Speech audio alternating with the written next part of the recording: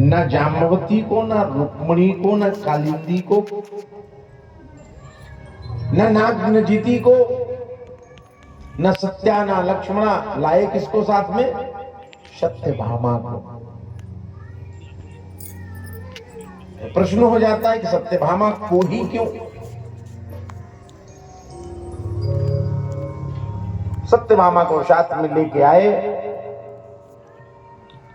और भूमिपुत्र भौमासुर का उद्धार किया। 16,100 राजकुमारियों के जब गेट खोले गए तो उनकी नीचे से ऊपर तक परिस्थितियां देखा, देखने वाले की आंखों में आंसू आ जाए। द्वारिकाधीश ने देखा, हो क्या बना लिया। आंखों से बहने वाले जो अश्रु हैं उनमें क्षारपन होता है। जिन्होंने आंसू पिया हो कभी वो जानते हैं, आंखों से अश्रु बहने वाले उनमें क्षारपन होता है, खाने खारापन होता है।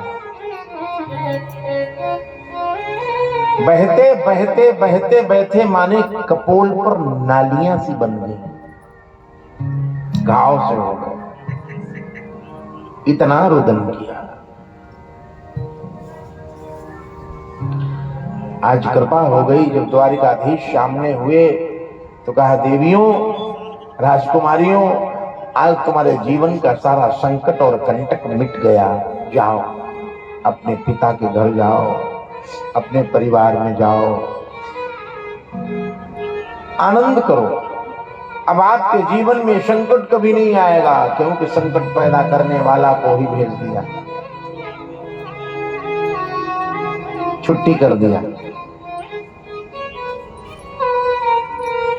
भगवान ने कहा, जाओ अपने परिवार में, अपने घर जाओ।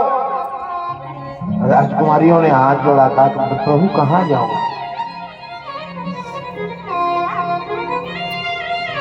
कौन अपना है? वास्तविकता तो यही है। शास्त्र तो ये कहते हैं, ऋषि लोग यही गाते हैं कि इस मतलब की दुनिया में कौन किसका होता है,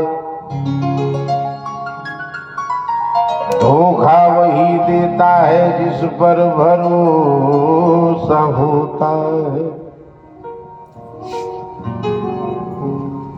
कोई कह देता है, कोई दिल में अपने मन की बात अटक, दिल की बात अटक गई दिल में, मुख से हाय कहा ना जाए, कि मर गई फोकट में, भैया कोई तो हमको ले बचाए।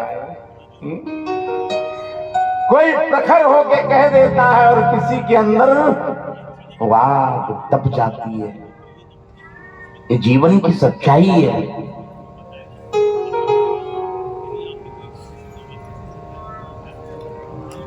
ऐसा दुनिया में, इतनी बड़े संसार में, ऐसा कोई एक, लाखों में, करोड़ों में,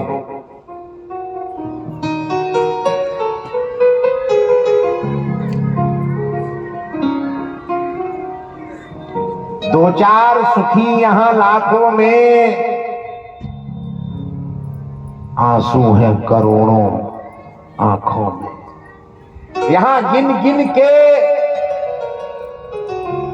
तकदीर देखी, कोई हंसता है, कोई रोता है। कभी पुनीत ने गाया, आंसू है करोड़ों आंखों में, कौन है? राजकुमारियों ने कहा, गोविंद मैं कहां जाऊं? आप कह रहे हो परिवार जाओ, पिता के घर जाओ। सबको अपनी लाज, अपनी इज्जत, अपनी नाक की पड़ी है। बेटी घर से चली गई ना, तो चली गई तो कभी आना मत। समाज में मेरी नाक चली गई, कट गई, इज्जत चली गई। बेटी गई तो इज्जत चली गई, और बेटा गया तो इज्जत नहीं गई। हाँ? बेटी घर की इज्जत है, बेटा क्या करता है ऐसा कोई मतलब नहीं। इसलिए राजकुमारियों ने कहा, प्रभु आप कह रहे हो जाओ, कहां जाऊं, कौन है?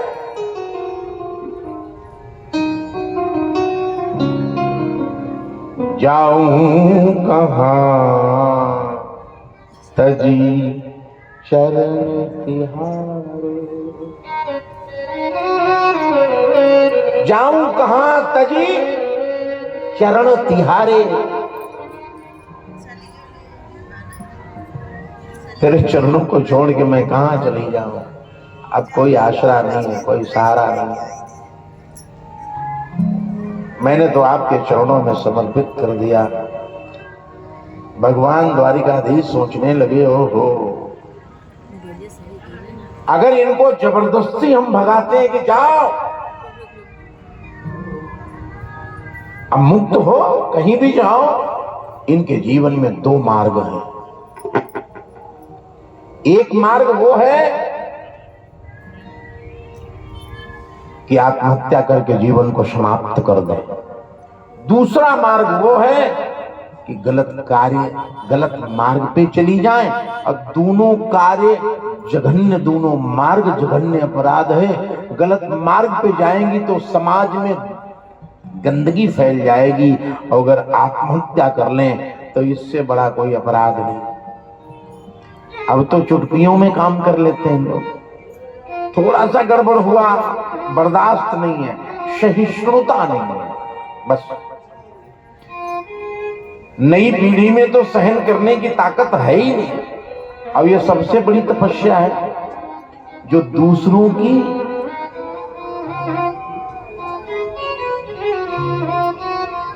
सुन ले और समन कर जाए, पी जाए। भगवान शिव ने कालकूट जहर सब पी गया, नहीं सब पी गए, कोई देवता नहीं पिया। देवताओं जिन्होंने अमृत पिया वो देव हो गए, और जिन्होंने हालाहल पिया वो देवाधिदेव महादेव हो गए। यही तो अंतर है। अब वो तो हलाहल था, संसार की रक्षा के लिए पी लिए, और इस संसार में जहर कौन सा है कि घर घर में, हर मन में, हर जन में जहर है।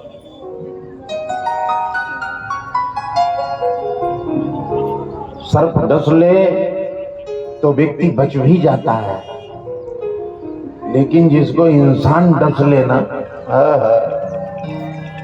कोई बचा नहीं सकता, बड़ा जहरीला है।